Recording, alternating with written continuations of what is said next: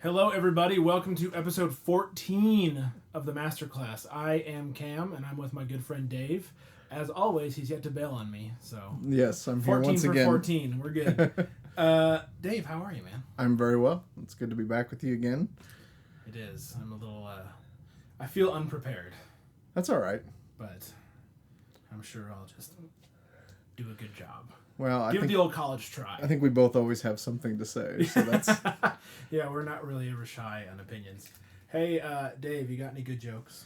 I actually have a joke that my father-in-law shared with me, so I'll share it with our listeners. Okay. And they can let us know if they think it's funny or not. So, and this would be, 1950s maybe kind of a thing. So I'm very familiar with that decade. Okay, so you got a couple of beat cops. They're out on the beat. That's why I'm saying it's 1950s, because now we get dispatched to stuff. Swinging their billy clubs and their swinging keys. their billy clubs. So they're on the beat, and they call in to the station, and they have what they call the crime branch, and they're like, "Hey, crime branch, we got a homicide."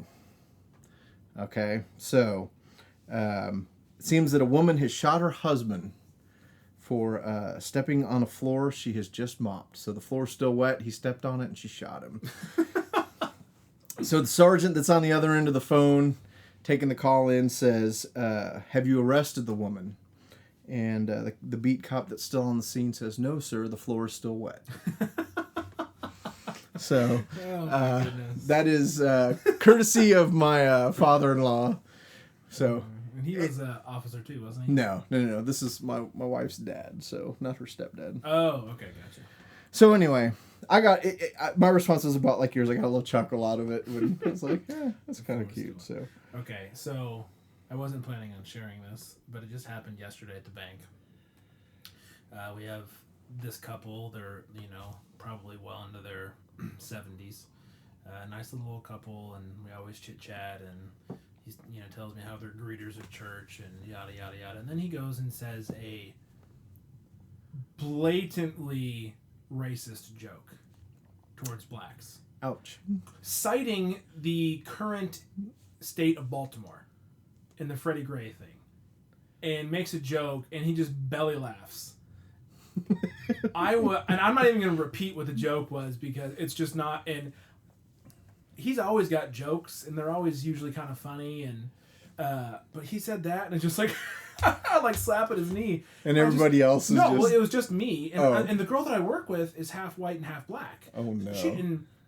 She would have just like blown it off because that's just she's a very cool. She doesn't let stuff get to her, especially when customers say things.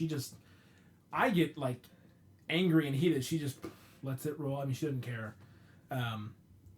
But he said this joke, and like he was laughing and waiting for me to laugh, and I just shook my head and handed him his receipt and said, "Have a nice day." I was floored. Like, immediately lost respect for this guy that I've known for, as a customer for almost a year.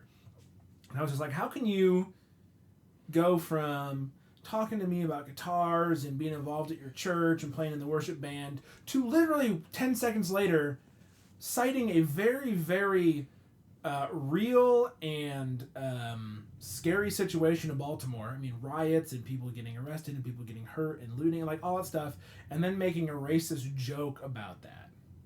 I just scratched my head. I was really upset. I was like, how can? Yeah. Because I love jokes. I love making jokes. I love puns. But like, there's a line you cross. Like, and to me, like that racial line, like you don't cross that. Right. But then I told my wife, I was like, well, I guess it's true that most old white men are racist. Like, and I hate to make such a sweeping generalization, but it's just like, oh my God, like he thought it was totally okay to make that joke. I'm still angry about it.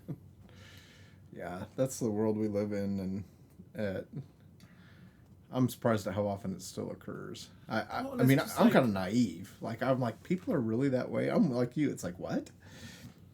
And it was just like totally just like casual, just like, oh, here's a joke about black folks. And it's just like, oh my gosh. But anyhow, I wish I had some sort of point. I just kind of wanted to vent about that because I just thought it was unbelievable that someone who says they follow Christ can just follow that right up with a very derogatory joke. Yeah. Anyhow, we should move on. Sounds good. Because now I want to tell what the joke was to give it context so everyone else will be equally upset, but I'm not going to say it because that would just perpetuate the stupidity of such a comment. So, anything else, Dave? Please save the podcast. Save it quick. You know, I don't know that I have anything to say, but other than we could start digging into the scripture that we're going to take a look at tonight. All right. Well, before we do that, where can people find the show notes for this very episode? For this very episode, I believe that you can go to masterclassfm.com, and there's going to be a slash, Yes. and it's going to be episode 14. Almost. Does it just say 14? Well, you got to go slash masterclassfm.com/masterclass. Masterclass slash 14.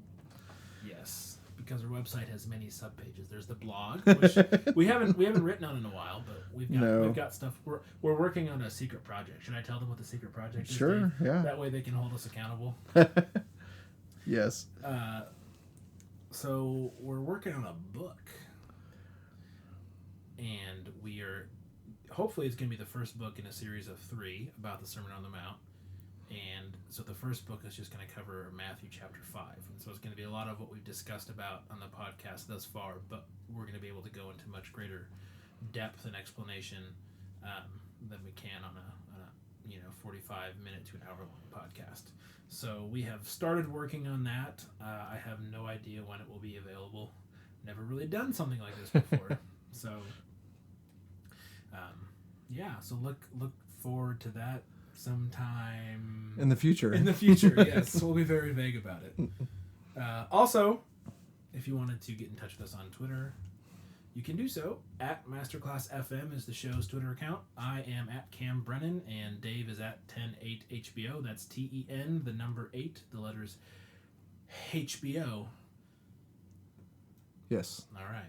We'd love to hear from you. So much for our little commercial there. We should get a jingle. Masterclass FM. We probably shouldn't. All right. Dave? Yes, sir. Bible me. All right. So we are at Matthew 6, continuing in the Lord's Prayer, or what we now refer to as the Lord's Prayer after Jesus' disciples asked him how to pray. And we're going to take a look at Matthew 6, 12, and 13. And it says, "Give us this day our daily bread.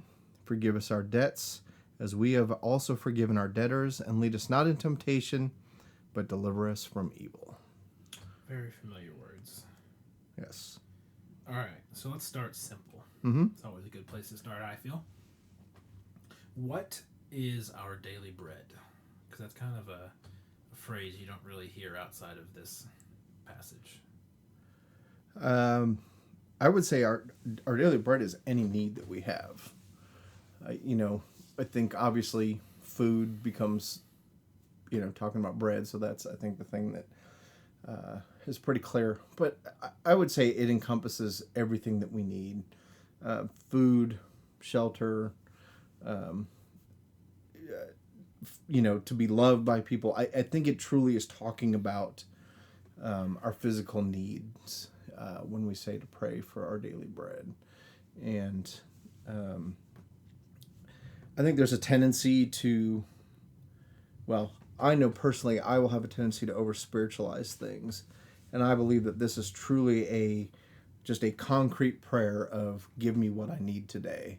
And as we've talked about many times during our podcast, of if you live in America and you have a job, you probably have just about everything that you really need. And so I think it's easy for us to not pray this prayer or to not ask for those things. And I think it's easy for us to assume that we don't need them because we can provide them for ourselves. Yeah. But I also think it can be gone very quickly. Yeah. I think that's personally, I try to remember that because I do take that for granted. And so, um, for what it's worth, my family and I, we pray before we have dinner together. And it's generally a pretty simple prayer of just thank you for our blessings and thank you for the food that we're about to receive. And I think it's important to always pray before a meal, and not for anybody else's benefit, but simply from a heart of, God, I appreciate what I have. And the other thing too is if this kind of a random thought that just came to me is, if you're in public and you're going out to eat, I think a lot of times, my family often will not pray when we go out to eat because I don't think we like the show of bowing our heads and drawing attention to ourselves. Oh God, you are so large. Thank you for this food. Where, the reality is we can certainly pray without bowing our heads and, enter into that just a simple, as we sit there as a family looking at each other, just to say, God, thank you for this food. We appreciate the fact that we don't have to wonder where our next meal is coming from. And, so yeah, I think it's this is a very to me this is a very concrete, very tangible prayer that we are asking for. It is, God, please meet our needs, whether you have what you need or you don't have what you need. God is still the person that provides that. And I think, like you said, it's easy to kind of think we provide for ourselves, but I don't know. I get that very quickly that could be gone. So. Mm-hmm. Yeah, when I was reading this and thinking about, what questions we should discuss, I kind of thought at first, I never really had this thought before, but I was like, man, this seems kind of cocky. Like, hey, God, give me what I need. Like, it's direct, that's for sure. But in your explanation of it and just thinking through, I kind of realized, no, it's the exact opposite of cocky. It's, in order to approach God and say, please give me what I need in order to survive, it's incredibly humbling. And especially when you view it from the aspect of, like, most people today in America and Europe that can provide for themselves because they have a well-paying job, they live in a country with a good economy, it takes a concerted, it takes a decision on our part to believe what the scripture says. And so when someone who is making enough money to own a home and own a vehicle and go on vacation and eat and clothe themselves, to say to God, please give me my daily bread, give me what I need to get through the day today, is I think a very un-American sentiment. From the chase success, be a self-made man, pick yourself up from the bootstraps, the poor to rich or rags to riches, type of story. Yeah, and just even the American dream, it's all, you be a self-made, man or woman. And so I think asking God to give us what we need for the day is a very, should come from a very humble heart of, yes, I have money, I have a house, but I thank you that I have those things, that you have put me in a position where, knowing where my next meal is going to come from is more a matter of choice than it is, do I want to eat here, or do I want to eat what's at home? Right. And so acknowledging the humility that it takes to approach God and say, thank you for the abundance that I do have. Mm-hmm. I may not be the richest man on the planet, but a middle-class American is richer than an obscene percentage of the rest of the world. Yeah. And that's really hard, especially for me to fathom when, we're paying the bills and we're just kind of like, okay, we need to not eat out so much, like, because we've got to pay this and that, and, and just when you feel like you don't have a lot of money because, like, I live in a 3-bedroom house with 2 bathrooms. I don't have any kids. There's 2 people that live here. So, like, we obviously have way more house than we need. But we chose it, and we pay for things like Netflix and HBO and internet, and we buy more clothes than we need. Like, stuff that we think we need, but we have this expendable income to a certain extent, not certainly a lot.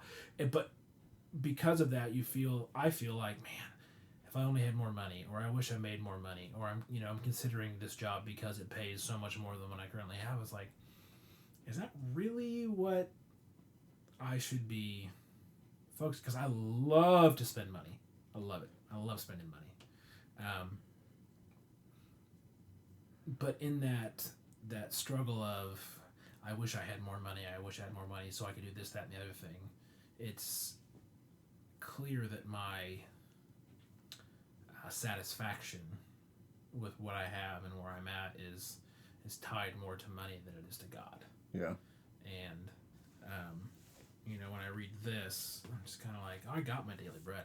I can handle that. Give me this other stuff, and God's really like, no, you need to be at a spot in your life where you understand and appreciate that every single thing that you have is because of me. Yeah. And that's a dramatic shift in point of view and purpose for me, and I would assume for a lot of other people that are in a similar situation. Well, and that's, I think anybody that's been to a third world country understands just even what having clean water is about. And for that matter, a developing world country, oftentimes they have the water, but there's still a lot of those kinds of things. And there's a comic out there where it's, you've got a child that's, you get the sense that they're from a third world country. They don't have what they need. And they're talking to an American. Mm-hmm. And basically the caption underneath the comic says, so let me get this straight. You have so much clean water that you poop in it.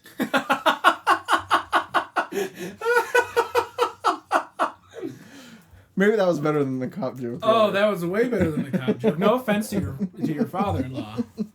But I'm a sucker for a good poop joke. But so, and if you really think about it, it is true. We poop in, we have clean water. Mm-hmm. And we poop in it. We pee in it. And we flush it. And we don't think twice about it. And oh my gosh. People in a third world country would totally give me the show title. They would never fathom, even if they reach to the point of they've got all the clean water that they could deal with. It would probably be quite a while before they start going, hey, you know what? We need to be pooping and peeing in this stuff and flushing it down the drain. I was even going to make the comment of, like, you take for granted having a toilet. Mm-hmm. Which you do. And again, I would highly encourage anyone who has never been to a third world country, or for that matter, places in Mexico. Mm-hmm. And I would say certain parts of Mexico are third. Yeah, but as a whole, I would say Mexico's kind of a second. Yeah, it's it's a developing country, but there are certainly places in Mexico where, people live in huts, they live in shacks, they live outside the local dump because the local dump is a resource. Right. There's stuff in the dump that we can use to build our home, to feed our family, to do the things that we need to do. And one of the things that is just blazingly absent is fresh running water and being able to poop in a comfortable, clean bathroom. Yeah. So anyway. Yeah, I'm thinking of Ethiopia now. Yeah. Our hotel rooms had toilets, but everywhere that we went throughout the day did not. It was eye-opening. Yeah. Anyhow. Wow, that question went places I wasn't expecting. All right. So, next question. In verse 12 it says, and forgive us our debts as we also have forgiven our debtors. And the question I have is, does this prayer presume that we have forgiven other people? Absolutely. I absolutely. And I think one of the things that I would say is that our salvation is not dependent on us forgiving others. So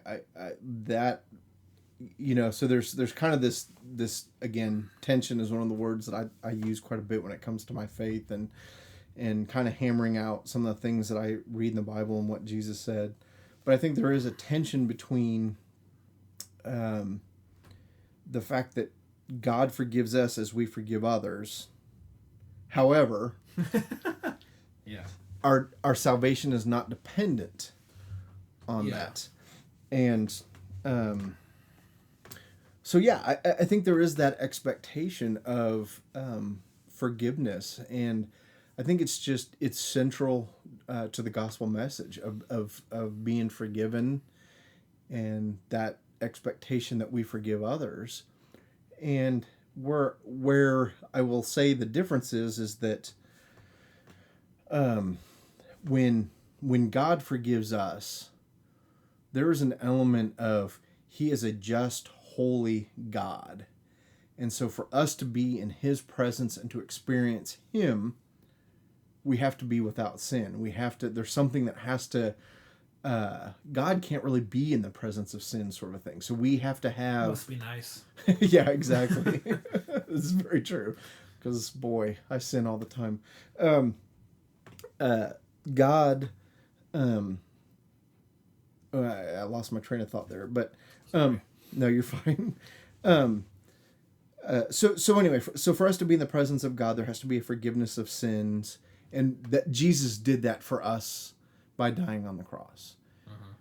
I think for us in the forgiveness of others, it's very different. I think there's a lot of different things going on there that I don't know that when I kind of say what I'm going to say, I'm going to be able to hit on everything. But one, it's healthy for us. I think it makes us the things that I think about in my life where I am dissatisfied, disgruntled, and I get frustrated with the world the way it is. A lot of it can be boiled down to my lack of forgiveness of others. I like to hold a grudge. I like to complain about other people. That's probably one of the things that I do more often than other in terms of sinning, of just talking about people in an unfair way. And, how often does somebody say something like, well, this doesn't really matter to me, or I don't really care, and then they, they say something. And I was like, well, obviously you do still care because you're holding that grudge. So I think there's something that's just healthy for us there. And then there's just that sense of our debt that we owe to God for the sin that we have committed is infinite. It is just so huge and so big we can't even comprehend it. So again, we've had $1 million debt forgiven for us, and yet we're going up to the guy that owes us $5 and saying, "Hey, where's my $5?" And then when he doesn't have it, we're starting to pound on him. So there's a parable about that. Yeah, somewhere in the Bible. We'll get there eventually. Eventually.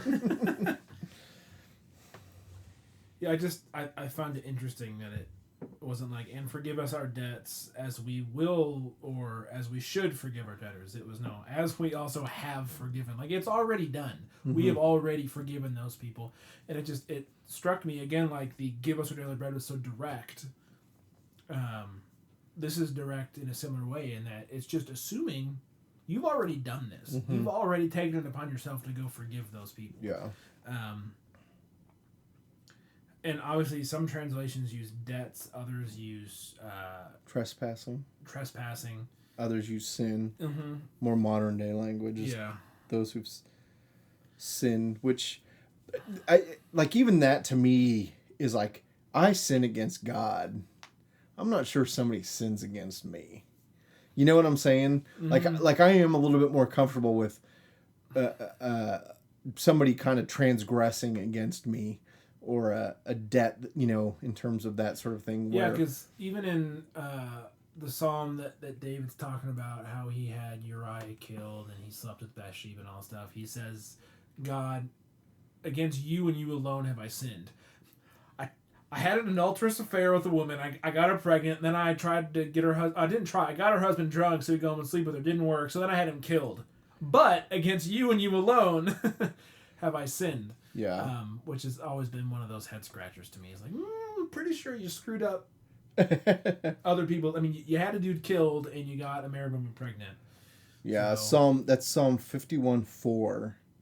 Against you only have I sinned, and done what is evil in your sight, so that you may be justified in your words and blameless in your judgment. So, yeah, that Psalm 51 is a lament of a very sinful man that has been convicted of his sin. And I think that's a big part of what this verse is about, is just that conviction, you know. You're never going to arrive in this life. You're never going to get your stuff together. If we weren't on a Christian podcast, I'd use a different 4-letter word. Yeah, we can't be. But that's a 5-letter word stuff. Oh, I'd use a different 4-letter word. Right. So. We'd be the only explicit Christian podcast, Dave. It'd be our niche. Or our niche, depending on how you choose to pronounce that word. But, yeah, you don't ever have your act together. And so, Psalm 51 is a wonderful place to read this and just kind of, at least for me, I look at this and just go, God, this should be the desire of my heart when I think about my relationship with you and how I live my life and the things that I have done. And granted, I haven't slept with another man's wife. I haven't gotten her pregnant, and I didn't kill her husband by putting him on the front lines of the battle line. But I read Psalm 51, and it's like, well, there's plenty in my heart that... Mm-hmm. So, definitely need his mercy. All right. I was just thinking about forgiveness there before we moved on. I was just trying to... It's a very easy thing to forget. Or to, you know, like you said, to hold a grudge or to put yourself on a pedestal where you can't believe that someone would have done that to you when you've done the exact same thing. Yeah. I just think it's... You know, not to go too far down the line with forgiveness either. I think there's very much an element of going before God and asking Him to forgive us our sins against another person. Because I think many times when we need to forgive somebody, if we were to go to them and be like, hey, I forgive you for doing this to me, my guess is most of the time they're not going to even know that they've done that. And the only thing that we're accomplishing when we go to somebody is to say, hey, this is how much you hurt me, and I want you to know this is how much you hurt me, and so I'm forgiving you. And so I do think there's an element of, in terms of forgiveness and forgiving those who trespass against us, that sin against us, is going before God in our quiet time before Him and just saying, I forgive these people. Mm-hmm. And I don't believe that it's always necessary to contact that other person and say, hey, I want you to know I forgive you for this. Because, again, I think it becomes more about ourselves than actually forgiving them. And, again, with everything that we talk about, there probably are those situations where, you know, the thing that's coming to my mind is maybe if your parents are divorced or something like that. My guess would be parents that have divorced that have children know they've done some harm to their children. Mm-hmm. And so if you've really come to a place where you've forgiven your parents for a divorce, that might be one of those times where you just go, hey, Mom, hey, Dad, I just want you to know I forgive you for this. So there are those times. Well, and that can lead to some healing. And, exactly. You know. But then again, if the person is clueless as this and it's kind of your own little deal that you've got to hang up on, it's okay just to go before God and say, I forgive this person, mm-hmm. versus there needing to be a confrontation or contacting that person. Yeah. So. All right, next question. What does this prayer, or this portion of the prayer, I should say, tell us about our need to rely on God? This, like the verses that we just read, 11, 12, and 13. Mm-hmm. You know, for me, I look at my life, and my wife and I and our family, we have been incredibly blessed. We have very rarely had to go without anything. I did nothing this is actually kind of one of my pet peeves is immigration. When people, and this is total tangent, I can already see the look on your face, like, where are you going with this? But I did nothing to be born in this country. I mean, I'm truly blessed to have been born in America, and even in that matter, being born in the suburbs versus the urban core, or I hope I don't offend anybody, a trailer court. Mm-hmm. I mean, I did nothing to do for my lot in life. So I'm very blessed by the fact that I am where I am. And, when people say things about, well, immigrants shouldn't come to this country, I'm just like... I wouldn't be alive if immigrants didn't come to this country. Exactly. My ancestors a couple hundred years ago, maybe a little bit longer than that. My ancestors maybe... my grandparents came over here in the 50s. Did they? From Scotland. My grandmother's 100% Swedish. Really? Yes, and so her parents were born in Sweden. She was born in this country. Yeah, my mom's 100% Scottish. I'm a second generation American on her side. Yeah. My mom was a immigrant kid. Really? Granted, they spoke English, but her friends were like, "What language did your parents speak?" Their Scottish accent was so thick. Really? Yeah. Wow, that's their friends would be like, "Can you translate what your dad just said?" It's like, he's talking in English. Can you not understand? Hey, you kind of do that. Yeah. There's a Mike Myers skit in that somewhere. Mm-hmm. Heat, move! It's like an orange on a toothpick. It's got its own gravitational pull. His head is huge. He's gonna go upstairs and cry himself to sleep on his huge pillow. So anyway. Yeah, sorry. I think this just makes this element of the prayer of just for us in America that have clean water, that have a roof overhead, don't wonder where our next meal is coming from. And, if you make more than $30,000 a year, I'm going to say you're probably doing pretty stinking well compared to people that have lived throughout history and live around the world even today. And so that can very easily be gone. There's one of my old colleagues / boss, his name is Jarrett Meek. He continues to have a ministry in the inner city of Kansas City, Kansas. And he always referred to the myth of continuity, that things will always be the way they are now. Mm-hmm. And the reality is, in England in 1930s, they probably believed life was always going to be the way it was going to be. And then they got bombed by the Germans. And, we never know what it may be that turns our world upside down. And it's in those times of need, those places where we are just dependent on Him, that we turn to God. And, it's referred to as foxhole religion sometimes, but I don't think there's anything wrong with that. I when you're at the very end of your rope and turning to God, that's kind of what He's there for. He's kind of waiting. Yeah, and so like, it's about time. Yeah. So anyway, long-winded response to these verses 11, 12, and 13, and that we haven't even touched on 13 completely yet, just make me realize I'm dependent on Him for my everyday need. I'm dependent on Him for the forgiveness of my sins. The debt that He has wiped out for me is infinitely bigger than any debt that anybody has against me in terms of wrongdoing. And then we're going to talk about temptation and that here in a little bit. But again, I think it's just a dependence on Him, because I'm very weak on all three of these types of things. So, any thoughts?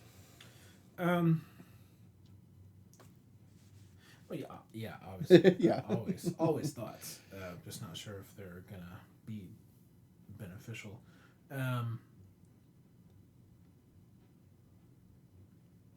I think Jesus was very clever when He gave this example to the disciples.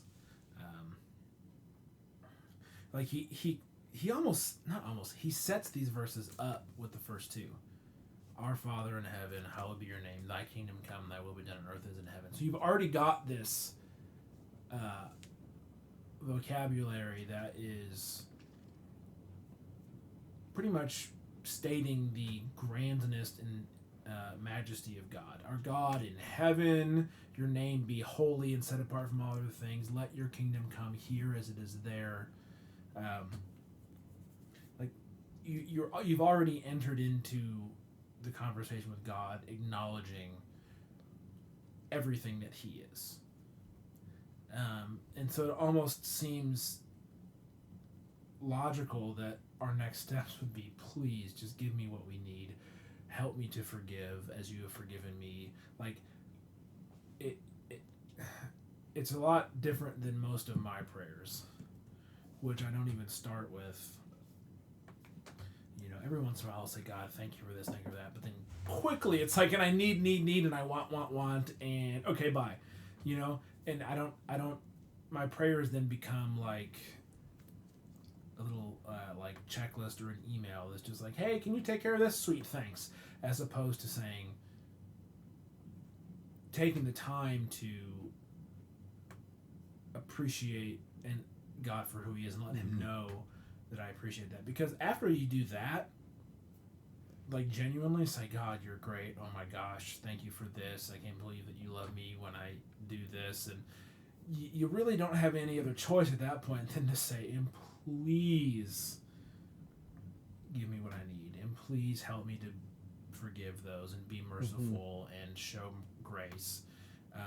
Because you've brought yourself to the foot of the throne and you have acknowledged in your heart how good God is. You don't have a choice, really, unless you're a psycho, to say, I need your help.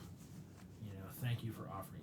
It's just, I don't know if I'm explaining this well at all. I feel like I'm just rambling, but I feel like Jesus is clever in that He sets it up to you talk about God to Him first, and then once you fully realized who you're talking to, and that you get to talk to Him, then you can say, okay, please provide for me as you have before. And I think that is a very strong indicator of who is in charge and who makes things happen. And so I just think this prayer tells us everything we need to know about relying on God. Yeah. We must at all times Yeah. rely on God. Yep. For the little things and for the big things, because ultimately it comes down to His decision about what's going to happen. And I keep thinking about the Jews in the wilderness, with Moses, and just how, he provides them with manna, which, if I understand correctly, the translation of manna is literally, what is it? I had never heard that before. That's That's maybe two good show titles. So, but yeah, the translation of manna is what is it? And it was literally like, oh, that's funny. They had all they needed for a day, and if they collected more than that, when they got up the next day, it was rotten and it had worms in it and that sort of thing.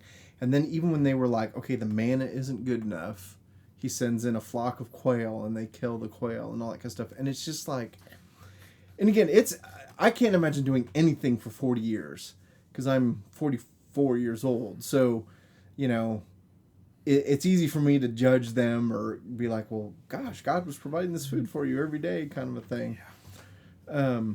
Let alone doing it for 40 years. And the reality is that is the God that we serve. He will provide for us. Time and again, He talks about, the lilies in the field or the grass in the field or a sparrow, just things that don't fret about where their food's going to come from, where their needs are going to come from, and that we are just that much more important to Him than those things, and He will provide for us. And I think He likes it. I think He gets a kick. I think He finds joy in providing for us and us coming before Him and going, I acknowledge that this is from You and a blessing.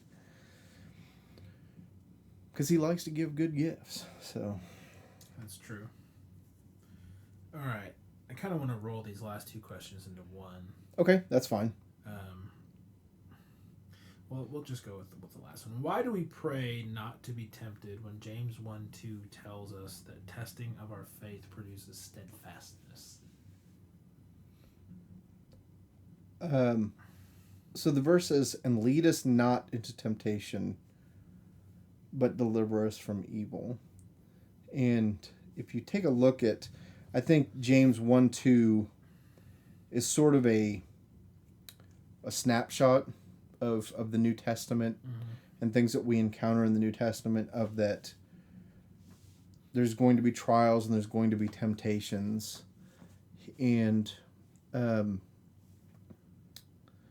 don't know that I completely have the answer to this, but as I've molded over and kind of prayed about it and wrestled with God, I just think there's an element of saying to God, don't give me more than I can handle. Because we are going to be tested. I mean, that's the nature of being a Christian in a fallen world, is we're going to be tested, and we're going to have trials, and we're going to have temptations. And I personally believe that, and if I'm incorrect in this, please correct me down the right path, but the testing of our faith is the same as being tempted. Not always the same, temptation is not always being tested, because I think there's many ways that we can be tested, but I do believe that being tempted is one of those ways. And the simple thing that I came down to is God, don't give me more than I can handle. And I think he's very clear in Scripture that, and I want to say it's 1 Corinthians 10. 1 Corinthians 10:13 is what is coming to my mind, and that's like probably something totally off, but I will look here real quick. So 1 Corinthians 10:13, no temptation has overtaken you that has not come to man. God is faithful, and he will not let you be tempted beyond your ability.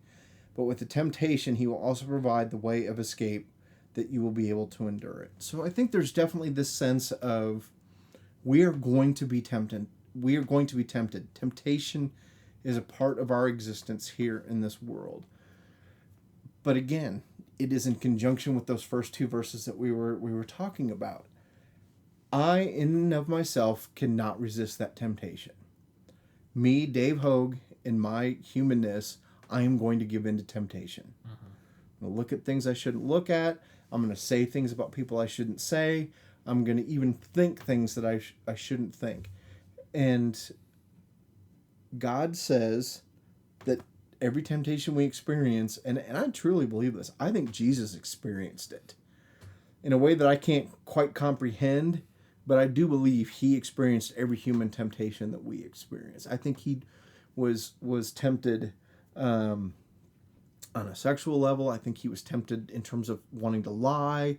I think he was tempted in terms of doing things his way versus the way God would have him do it. So I wholeheartedly believe that is true. But again, God is faithful, and he will not let you be tempted beyond your ability. So you're going to be tempted, but I know who you are. I know where you are in your walk. And if you will just trust in me, I will give you what you need to overcome this temptation. So, make sense? I guess that's kind of where I came to with wrestling this, because honestly, on initial reading for me, I was sort of like, lead us not into temptation. It's like, well, does God lead us in temptation? And I don't think he does. The Holy Spirit drove Jesus exactly. into the wilderness. To be tempted. Exactly. He took him into the wilderness for that sole to purpose. Be tempted. Yeah, which we've talked about probably in episode 1. It was episode 1. Yes. Almost, gosh. 5 months ago? 5 months ago. In a few days, yeah. Yeah, I do find that interesting, especially because it's Jesus saying this, and Jesus, as we just said, was led into the wilderness to be tempted.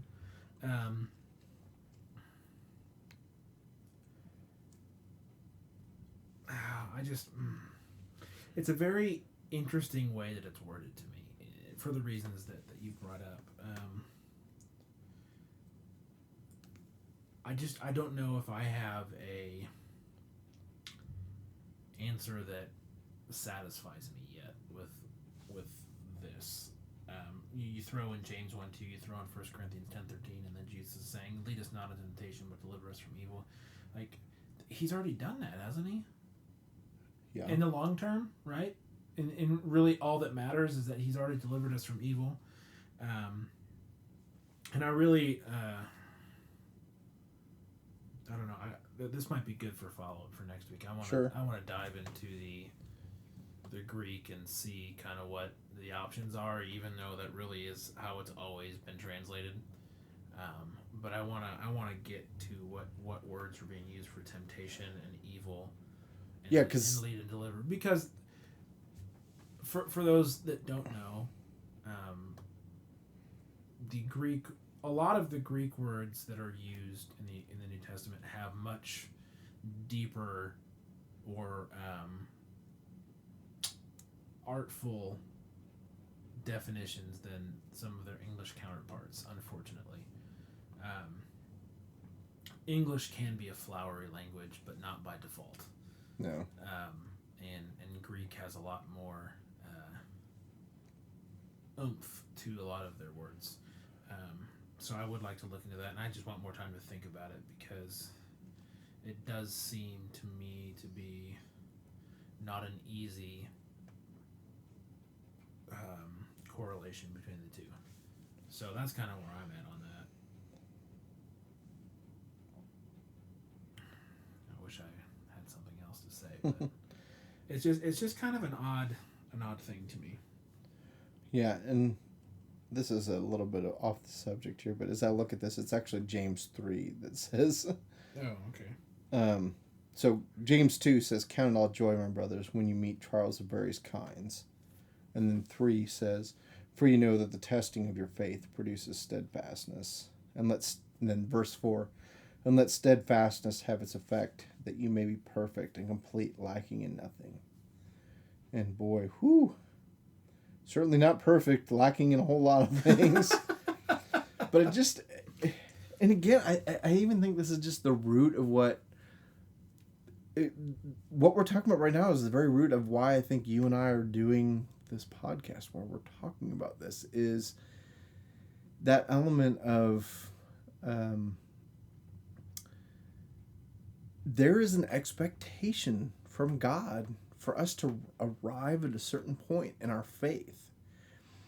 And again, I don't know that it happens in this world or if it happens in the next life, but I don't think we live this life going, I'm never going to obtain it, so why bother? Mm-hmm. I think there is certainly a pursuit of things in this life. And I know there's a big question of what's the meaning of life, and if I had to sum it up, I would certainly default to the purpose of our life is to glorify God, certainly. But what does that mean to glorify God?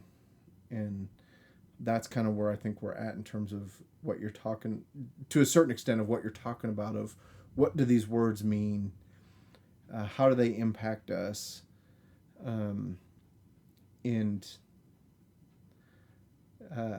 Again, I think I talked about this in the first episode, or maybe one of the precursors to us actually doing episodes.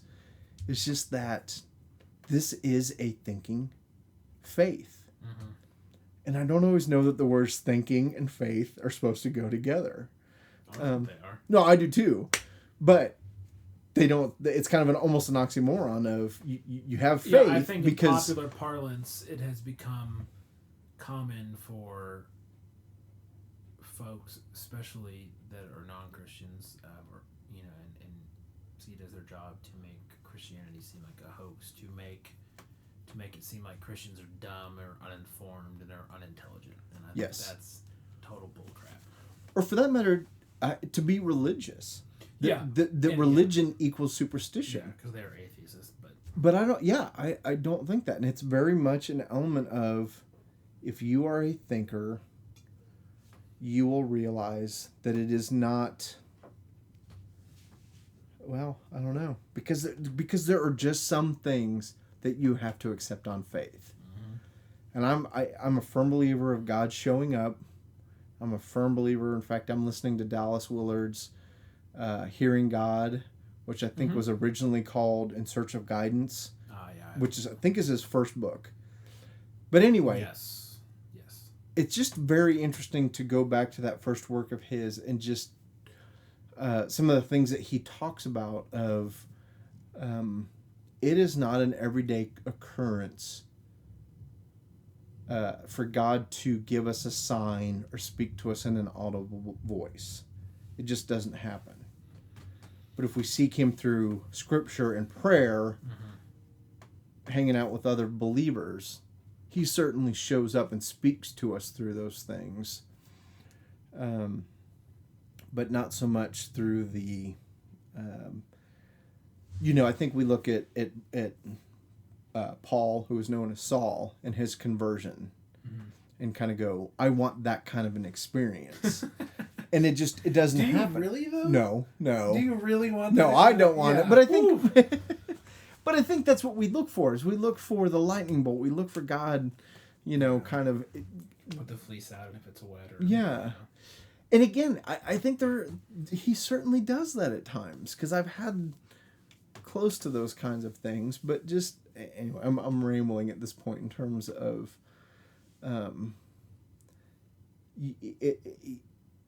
this is not a sit back and enjoy the ride kind of relationship faith that we have in God. You have got to be an active participant. And so... Well, God may be in control, but he's not a control freak.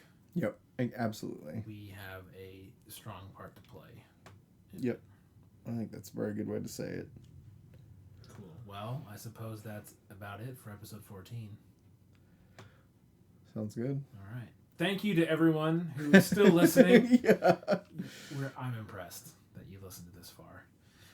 But we do appreciate your support very much. It means a lot to us.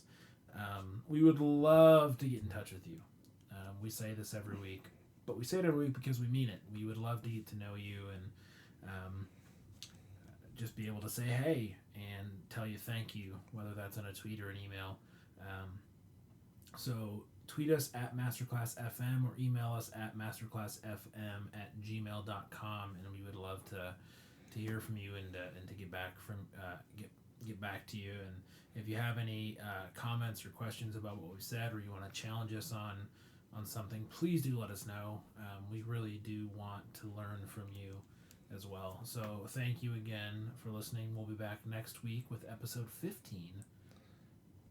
Because 15 comes after 14, Dave. I learned that in my math class at one point. In like 5th grade? I sure hope it wasn't that late. Yeah. I wouldn't say much for the Grosse Pointe school system back there in Michigan, but anyhow. All right, everyone. Goodbye. Goodbye.